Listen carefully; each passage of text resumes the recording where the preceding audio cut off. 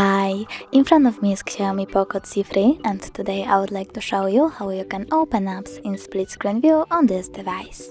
Firstly, open any apps, for example Gallery and YouTube. Then click on the button with a square icon and tap at the top left corner.